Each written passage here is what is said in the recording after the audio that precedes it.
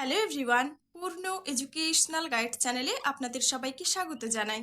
প্রিয় ছাত্রছাত্রীরা, কেমন আছো সবাই? আশা করি সবাই ভালো আছো। আজকে আমাদের আলোচনার বিষয়বস্তু হলো বাংলা রচনা শিক্ষক দিবস সম্পর্কে।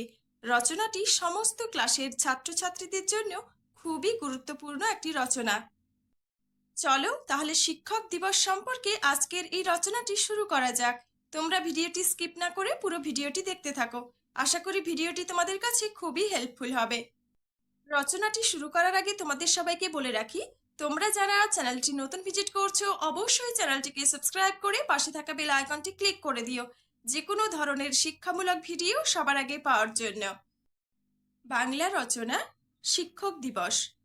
ভূমিকা: দেশ ও জাতির জীবনে এমন কতকগুলো দিন আসে যেগুলো আমাদের নতুনভাবে উজ্জীবিত করে, অনুপ্রাণিত করে নতুন অঙ্গীকারে। 5ই সেপ্টেম্বর হলো এরকমই একটি দিন। এই দিন মানুষ গড়ার কারিগরদের প্রতি আমাদের বিনম্র শ্রদ্ধা নিবেদন করার দিন। দিনটি সমগ্র জাতির কাছে শিক্ষক দিবস রূপে স্মরণীয়।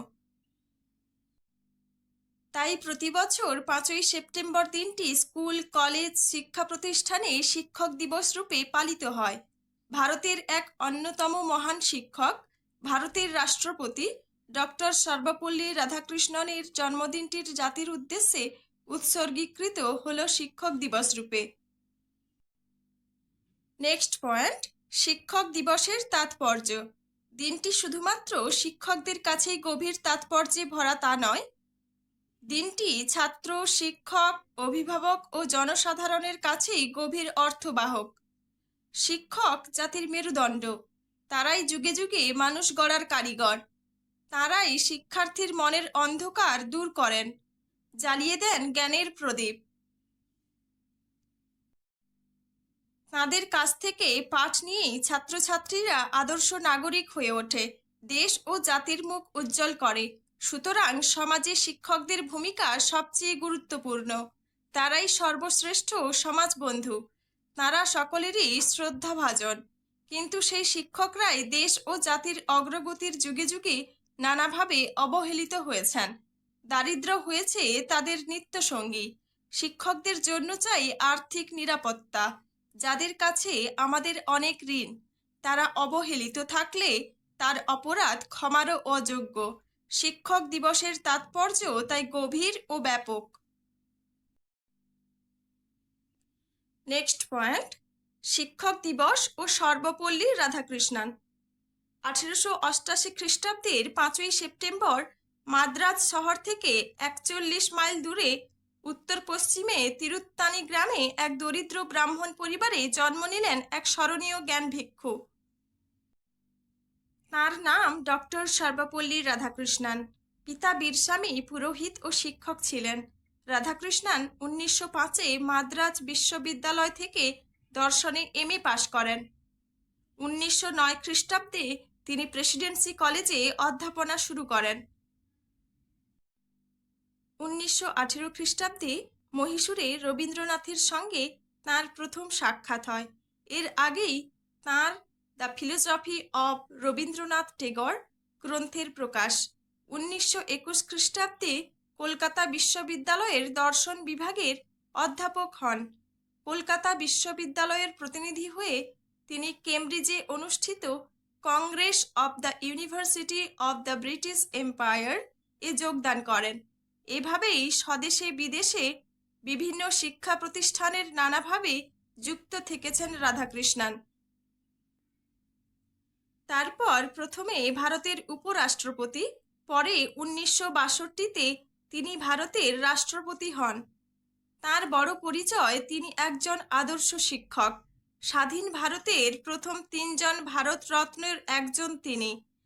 তিনি ছিলেন জ্ঞান তপস্বী, তারপর রাষ্ট্রপ্রধান। তাই তাঁর জন্মদিনটি শিক্ষক দিবস রূপে চিহ্নিত হল। নেক্সট পয়েন্ট: উদযাপন। এই দিনটিতে ডক্টর সর্বপল্লী রাধাকৃষ্ণনের প্রতি শ্রদ্ধাঞ্জলি নিবেদন করা হয়। এই পবিত্র দিনে শিক্ষকরাই যে জাতির মেরুদণ্ড তা শ্রদ্ধার সঙ্গে স্মরণ করা হয়। এদিনেই ভারতের কৃতী শিক্ষকদের রাষ্ট্রীয় সম্মানে পুরস্কৃত করা হয়। বিদ্যালয়ে, মহাবিদ্যালয়ে এবং বিভিন্ন শিক্ষা প্রতিষ্ঠানে ওই দিন ছাত্রছাত্রীরা শিক্ষকদের ফুলের মালা বা স্তবক দিয়ে সম্মান জানায়, নানা উপহার দেয়, মিষ্টি খাওয়ায়। শিক্ষকরা ছাত্রছাত্রীদের আশীর্বাদ করেন, তাদের উজ্জ্বল ভবিষ্যৎ কামনা করেন। শিক্ষক ও ছাত্রছাত্রীদের মধ্যে গড়ে ওঠে এক প্রীতির বন্ধন। উপসংহার: শিক্ষকতা নিছক পেশা বা জীবিকাই নয়, অন্য পেশার সঙ্গে এর মৌলিক পার্থক্য রয়েছে। শিক্ষকদের মনে রাখতে হবে শিক্ষক দিবসের গুরুত্ব ও তাৎপর্যের কথা। তাঁরা যদি তাঁদের দায়িত্ব ও কর্তব্য সম্বন্ধে সচেতন না হন, শিক্ষকতাকে কেবল একটি পেশা হিসেবে গ্রহণ করেন, তাহলে এই দিনটির কোনো তাৎপর্য থাকবে না। এটি হবে নিছক একটি অনুষ্ঠান মাত্র। শিক্ষক দিবসের মূল উদ্দেশ্য হল শিক্ষকদের কর্তব্য ও গুরুদায়িত্ব সম্বন্ধে সজাগ হওয়া। এছাড়াও সাধারণ মানুষ শিক্ষক সমাজের প্রতি শ্রদ্ধাবান হোক, এটাই শিক্ষক দিবসের প্রাণের কথা। তো আমার প্রিয় ছাত্রছাত্রীরা, শিক্ষক দিবস সম্পর্কে আজকের এই রচনাটি এখানেই শেষ হলো। তোমরা এই রচনাটি করো। পুরো রচনাটি কেমন লাগলো অবশ্যই কমেন্ট করে জানিও। রচনাটি ভালো লাগলে আমার চ্যানেলটি সাবস্ক্রাইব করে দিও, লাইক, শেয়ার ও কমেন্ট করে দিও। আর তোমরা যদি অন্য কোনো রচনার ভিডিও পেতে চাও, অবশ্যই কমেন্ট বক্সে কমেন্ট করে জানাও। এছাড়াও বাংলা প্রবন্ধ রচনা বড়দের জন্য ও ছোটদের জন্য আমার চ্যানেলে আগেই প্রকাশিত হয়েছে। তোমরা যারা সেই রচনার ভিডিওগুলি এখনো দেখে উঠতে পারোনি, আমার চ্যানেলে গিয়ে দেখে নিতে পারো। না হলে তোমরা প্লেলিস্ট চেক করলে পেয়ে যাবে। আজকে এই পর্যন্তই, দেখা হচ্ছে পরের ক্লাসে। ভালো থেকো, সুস্থ থেকো।